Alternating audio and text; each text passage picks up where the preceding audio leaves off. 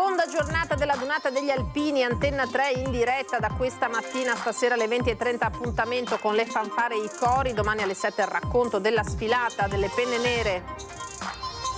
Parla la donna aggredita dall'ex di Noale che poi si è tolto la vita per la denuncia scattata automaticamente dopo il ricovero. Sembrava un indemoniato, soffro per la sua morte ma non sono io la causa di questa tragedia. Chiesa gremita stamattina a Villafranca Padovana per i funerali del 31enne ucciso con una coltellata dal vicino di casa 2 settimane fa, il ricordo commosso degli amici. La Protezione Civile del Veneto sta monitorando la zona dell'Alpago interessata da uno sciame sismico di 3 scosse di terremoto comprese tra 1,3 e 1,9 della scala Richter. Domani si celebra la giornata internazionale dell'infermiere. In Veneto il quadro è emergenziale, in netto calo le iscrizioni ai corsi universitari. Nelle corsie, secondo il sindacato, ne mancano 5.000. Le università non devono interrompere i loro rapporti con Israele. La ministra Bernini boccia la protesta studentesca di Padova. Il dissenso è legittimo fino a quando non diventa antidemocratico. Virali sui social le immagini dell'aurora boreale della scorsa notte, visibile anche in Veneto, ed effetto di una tempesta solare, un fenomeno che dovrebbe ripresentarsi anche nelle prossime ore. Eccoci qui in diretta, restiamo in diretta, verrebbe da dire, perché da questa mattina Antenna 3 vi sta proponendo lunghi collegamenti e lunghe dirette dalla Dunata Nazionale degli Alpini. Andiamo subito in diretta di nuovo da Lucio Zanato che con Nicoletta Rizzetto si trova in mezzo agli Alpini. Lucio, a te, buonasera. Buonasera Lino, buonasera ai telespettatori di Antenna 3, mi trovo in mezzo agli Alpini di Villorba con Cogalti che è infiltrato anche di Maserata, credo. Sì, purtroppo. Remo Trevisan, capogruppo Alpini Villorba, come sta andando questa adunata? Benissimo, come d'altronde come tutto sempre nel Veneto. Non sbagliano un colpo, insomma. Ecco, poi insomma grande festa perché si parla veramente di 400.000 persone presenti in questo momento, c'è veramente il centro intasato. Noi siamo venuti qui a trovare diciamo così, gli alpini trevigiani, bisogna dire tutti pronti per la giornata finale, quella solenne di domani. Prontissimi, visto anche il tempo, ancora di più. Va bene, allora proprio per questo adesso lanciamo il servizio che il nostro Daniele Garbini ha preparato con il sunto della giornata di oggi, poi linea allo studio.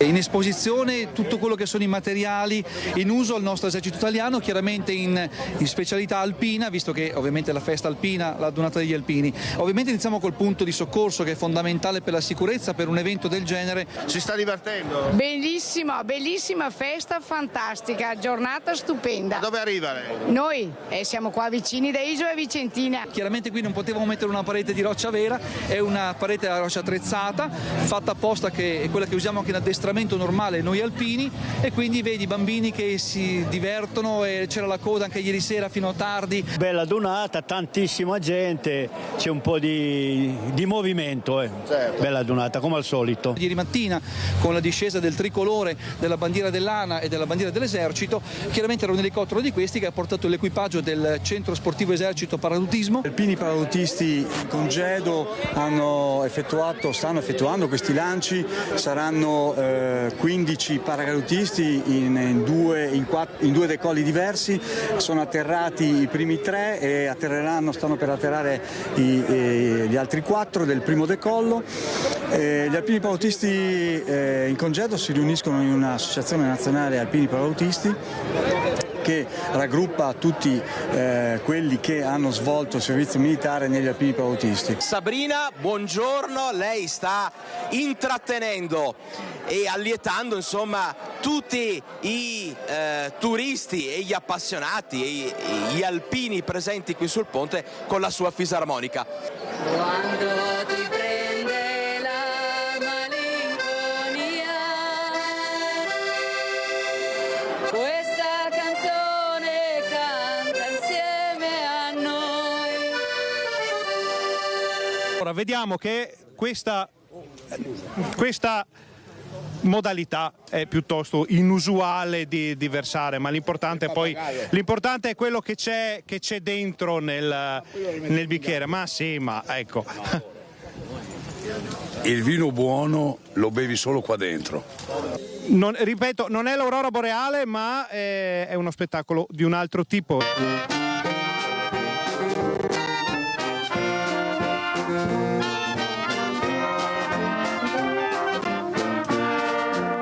Sono Sono con gli alpini della nuova generazione, i piccoli alpini, eccoli qua. Ciao, come ti chiami? Vittorio. Vittorio, e tu come ti chiami? Francesco. E Francesco, sono tra Vittorio e Francesco. Signori, gli alpini della futura generazione. Se avete sete, la tazza alla mano, che ci rinfresca, la neve ci salva. C'è un alpino che si sposa. Purtroppo capita anche nelle migliori famiglie. Forza e coraggio. Allora, qual è il matrimonio? Il 1° giugno. Da dove arriva? Vicino a Vercelli, Borgosesia. Ecco, dove ha svolto il servizio militare? Aosta e Padova. Torna da queste parti? Sì. La signora dove ha svolto il servizio militare? Non l'ho svolto il servizio militare. Lo fa a casa lei? Esatto, 365 giorni all'anno. Canta su fa 2 lire e 2 lire su fa 30 so. Mi pare 20 il bue, mi pare 20 il green perché vendesse, per me mi andesse, mi pare 20 il bue, mi pare 20 il green per me mi andesse, nell'alpino. Adunata nazionale degli alpini dunque stasera alle 20:30, ve lo ricordo ancora una volta, la diretta con le fanfare allo stadio Menti e i cori. Domani la giornata più attesa, quella con la sfilata delle penne nere alle 7 del mattino, al via la lunga diretta di Antena 3. Per tutto il giorno vi racconteremo le emozioni dell'ultima giornata della Dunata di Vicenza fino al passaggio della Stecca e alla Maina Bandiera. Potete come sempre mandare i vostri messaggi, ne avete mandati tantissimi oggi via SMS o WhatsApp al 351 1755 340. Adesso andiamo alla cronaca invece, la cronaca di queste ore. Parla la donna aggredita dall'ex di Noale che poi si è tolto la vita per la denuncia scattata automaticamente dopo il ricovero proprio della donna. Sembrava un indemoniato, dice, soffro per la sua morte ma non sono io la causa di questa tragedia. È riuscita a sfuggire a un tentato omicidio, assassinio? Allora, non mi sento viva perché sono, tra virgolette, morta quando è morto lui. Forse col tempo riuscirò a prendere in mano la mia vita, ma dire di sentirmi viva, no. Lei dopo 6 anni di relazione da gennaio l'aveva lasciato, rottura da lui però non accettata e si era per questo rifiutato di consegnare le chiavi di casa. Francesca, nome di fantasia per tutelarla, scampata alla brutale aggressione di pochi giorni fa a Mestre, che per miracolo non si è trasformata in femminicidio per mano del suo ex, che poi si è tolto la vita nella sua casa di Noale.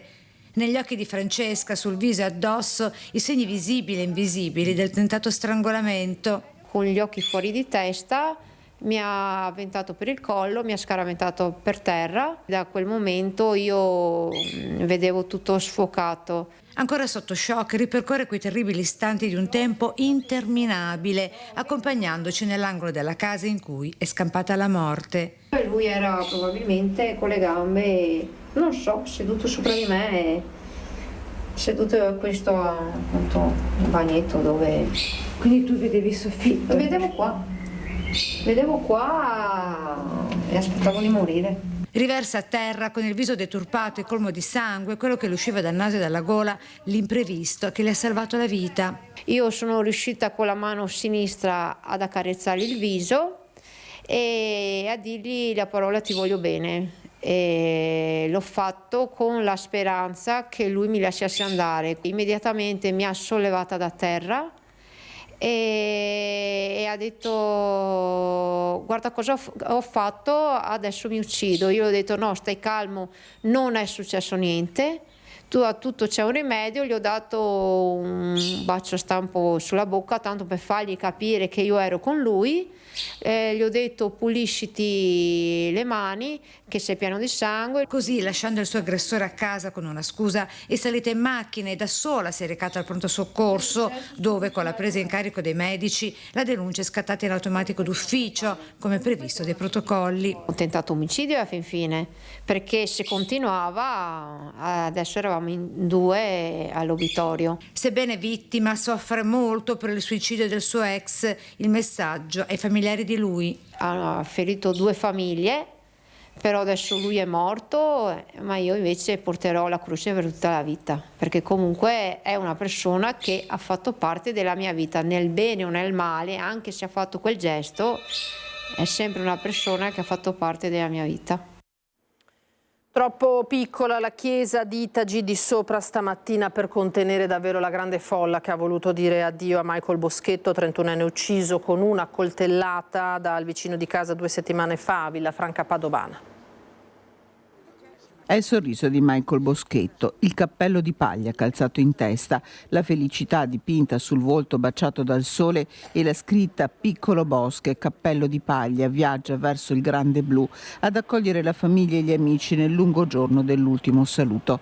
L'affetto verso il 31enne ucciso da Giacomo Friso 2 sabati fa, all'alba, con una coltellata al fianco al termine di una violenta lite scoppiata tra i due, traspare tutto dai 2 cartelloni che vegliano tutta la celebrazione funebre. In quello rosso le foto di Michael si susseguono, nella scritta "Starai giocando a briscola con i tuoi cari", una delle passioni del giovane. È troppo piccola la chiesa parrocchiale di Tagì di Sopra per contenere la famiglia e gli amici del 31enne. Tanti aspettano l'uscita del feretro sul sagrato.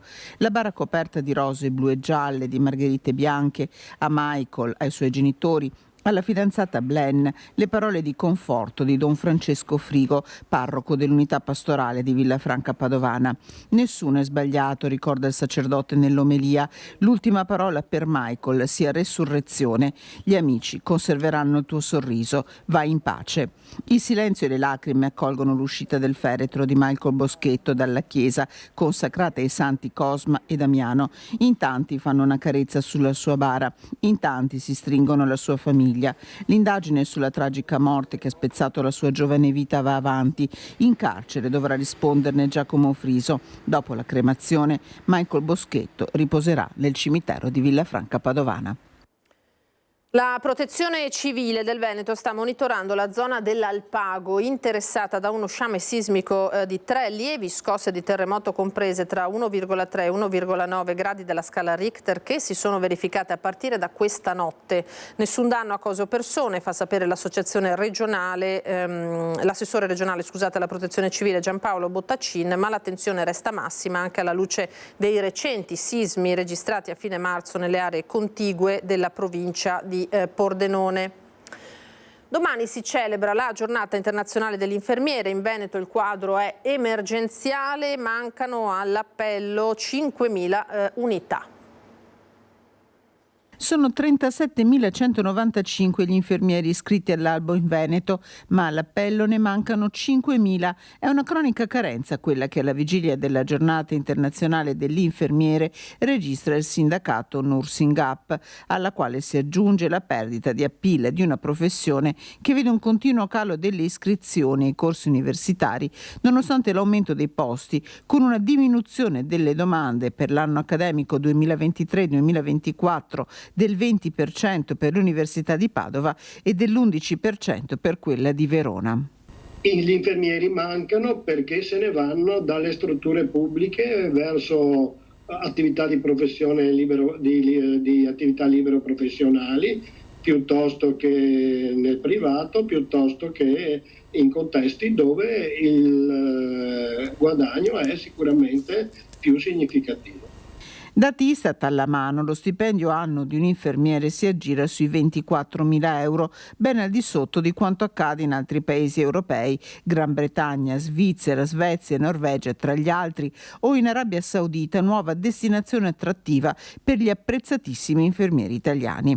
A questo si aggiungono condizioni di lavoro sempre più difficili. Richiami continui in servizio, le ferie non assegnate anche quando chieste, lo spostamento in reparti sovraffollati di pazienti e allora il tutto, le due cose sono un connubio. L'una non esclude l'altra, perché le condizioni di lavoro peggiorano sempre di più per la carenza, e la carenza è figlia della questione economica e non solo. Le richieste sono chiare: il governo deve investire e ridare dignità economica alla professione con rapidi rinnovi contrattuali e l'aumento di fondi per porre rimedio a una situazione che vede in Veneto fortemente a rischio soprattutto i presidi sanitari più disagiati come quelli montani e pedemontani. E si preparano a trascorrere la seconda notte in tenda gli studenti pro-Palestina del Bo. Secca la bocciatura dell'iniziativa da parte della ministra Bernini. Attendono il 14 maggio gli studenti pro-Palestina accampati da ieri nei cortili Antico e Nuovo di Palazzo Bo. Durante il fine settimana non si fermerà la mobilitazione in attesa della riunione del Senato accademico dell'Università di Padova di martedì prossimo, che proporrà al 16° e ultimo punto una mozione sul conflitto nella striscia di Gaza.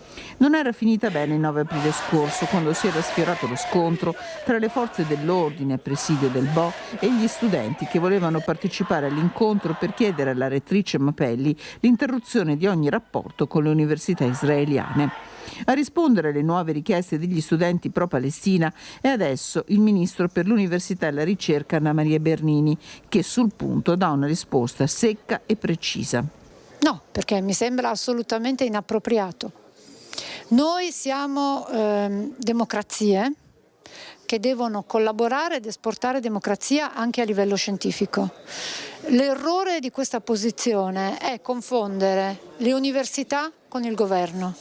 Una cosa è il governo Netanyahu, con cui si può legittimamente ritenere di non volere condividere nulla. Una cosa sono le università. Le università sono i luoghi della scienza, della formazione e della democrazia. Una cosa sono i popoli, una cosa sono i governi, una cosa sono le università, una cosa sono i governi. Non bisogna mai fare confusione, altrimenti si rischia di limitare, non far crescere la democrazia. In attesa di martedì gli studenti resteranno accampati, mettendo in atto iniziative di sensibilizzazione della cittadinanza, dal volantinaggio a spettacoli improvvisati. Voltiamo pagina. Virali sui social le immagini dell'aurora boreale della scorsa notte, che si è vista anche in Veneto.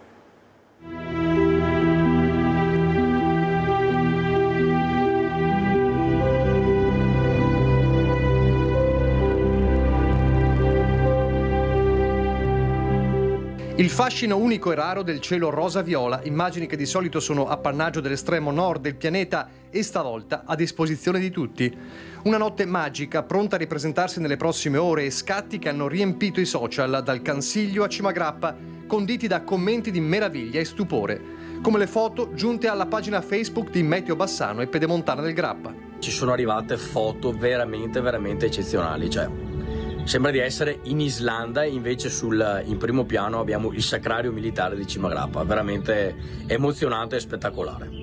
È l'effetto, anche qui in Veneto, della tempesta solare che non accadeva da oltre 20 anni. Nei giorni scorsi una macchia solare nel Sole ben più grande del pianeta Terra, si stima intorno alle 20 volte più grande del diametro del pianeta Terra, ma probabilmente più grande anche del pianeta Giove, estendibile e presumibilmente intorno ai 200.000 km di grandezza, ha creato delle eruzioni di massa coronale che hanno fatto sì che tra ieri 10 maggio, ma anche questa sera sarà possibile 11 maggio, ci saranno queste tempeste geomagnetiche proprio proiettate verso la Terra. Ecco perché anche alle nostre latitudini è stato possibile, soprattutto ieri, a vedere l'aurora boreale. Il cielo non proprio sereno in Veneto ha rovinato un po' l'effetto finale in alcune zone, ma lo spettacolo è stato assicurato comunque. Le prime webcam, le prime foto ci sono arrivate appena dopo l'ora di cena, quindi verso le 22:30, mentre la massima attività, quindi dove l'aurora si è vista in maniera migliore, di colore rosa-rosso, è stato intorno alle 3:30 del mattino. Questa sera occhi in alto, perché in caso di cieli sereni potremo avere un ripetersi di questa situazione. Un fenomeno che non ha un orario preciso. Per gli appassionati l'unico consiglio è armarsi di pazienza. Per un cielo così ne vale sicuramente la pena.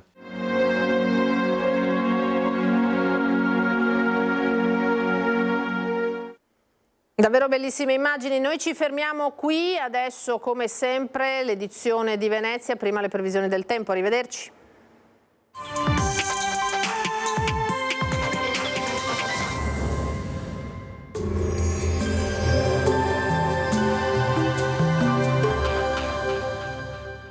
Cooperativa Agricola Volpago offre carni fresche e selezionate di prima qualità, senza uso di antibiotici, direttamente dagli allevamenti locali dei nostri soci allevatori.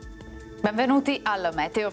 Pressione atmosferica stabile, bel tempo e clima gradevole domenica 12 maggio. Vediamo il dettaglio con l'aiuto della grafica. Sul Veneto tanto sole e cielo in prevalenza poco nuvoloso. Sui monti dal pomeriggio tuttavia non è escluso qualche temporale possibile fin verso le pianure circostanti. Temperature sostanzialmente stazionarie, minime tra 12 e 16 gradi, massime tra 21 e 26 gradi. Spostiamoci ora sul Friuli Venezia Giulia. Anche qui sarà soleggiato. Sulla zona montana avremo addensamenti pomeridiani con possibili rovesci associati. Temperature minime sui 14-16 gradi, massime intorno ai 23-24 gradi. Infine diamo uno sguardo alla situazione del Trentino Alto Adige, dove il cielo sarà in gran parte soleggiato, poi avremo locali annuvolamenti e qualche temporale sparso. Temperature minime sui 13 gradi, massime intorno ai 23-25 gradi. Dal meteo è tutto, vi auguro un buon proseguimento in nostra compagnia.